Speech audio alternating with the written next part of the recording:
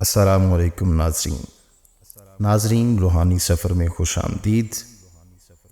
ناظرین، اولیاء اعظام کے حالات، واقعات اور اقوال سے باخبر رہنے کے لیے ہمارے چینل کو سبسکرائب بھی کریں اور بیل آئیکن کو پریس کر دیں۔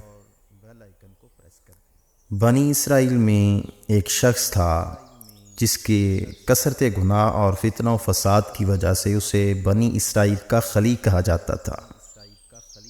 خلی کے معنی ہے اپنے گناہوں سے بنی اسرائیل کو عاجز کرنے والا، یعنی وہ بنی اسرائیل میں سب سے بڑا گنہگار تھا۔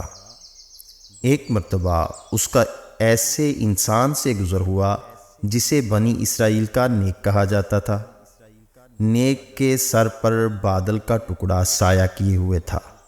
جب اس گنہگار نے دیکھا تو اس کے دل میں خیال آیا کہ میں بنی اسرائیل کا بدترین آدمی ہوں اور یہ بنی اسرائیل کا سب سے نیک بندہ ہے۔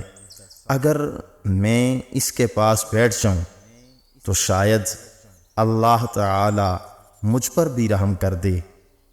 چنانچہ وہ نیک کے پاس جا کر بیٹھ گیا۔ نیک کے دل میں خیال آیا کہ میں بنی اسرائیل کا نیک بندہ ہوں اور یہ بنی اسرائیل کا برا آدمی ہے، یہ میرے ساتھ کیسے بیٹھے گا؟ اسے بہت شرم محسوس ہوئی اور اس برے سے کہا، یہاں سے اٹھ جاؤ۔ اس وقت اللہ تعالی نے بنی اسرائیل کے اس زمانے کے نبی پر وحی فرمائی کہ ان دونوں کو نئے سرے سے عبادت شروع کرنے کا حکم دیجیے، کیونکہ میں نے برے کو بخش دیا ہے اور نیک کے اعمال کو برباد کر دیا ہے۔ ایک روایت میں ہے کہ بادل کا ٹکڑا نیک کے سر سے ہٹ کے برے کے سر پر سایہ فگن ہو گیا۔ یہ بات تم پر اس حقیقت کو اچھی طرح واضح کر دے گی کہ اللہ تعالی اپنے بندوں کے دلوں کو دیکھتا ہے۔ حضور نبی کریم صلی اللہ تعالی علیہ وآلہ وسلم کی خدمت میں ایک شخص کا ذکر بڑے اچھے الفاظ میں کیا گیا۔ ایک مرتبہ وہی شخص آیا تو صحابہ کرام رضوان اللہ علیہ مجمعین نے عرض کی، یا رسول اللہ، یہ وہی شخص ہے جس کا ہم نے آپ کے سامنے تذکرہ کیا تھا۔ حضور نبی کریم نے فرمایا، مجھے اس کے چہرے پر شیطان کا اثر نظر آتا ہے۔ اس شخص نے آ کر سلام کیا اور حضور کے سامنے بیٹھ گیا۔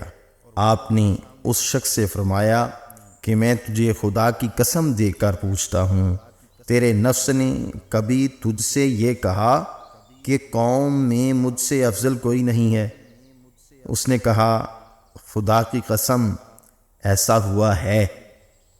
حضور نبی کریم صلی اللہ تعالی علیہ وآلہ وسلم نے نور نبوت سے اس کے دل میں موجود تکبر کا اثر اس کے چہرے پر دیکھ لیا۔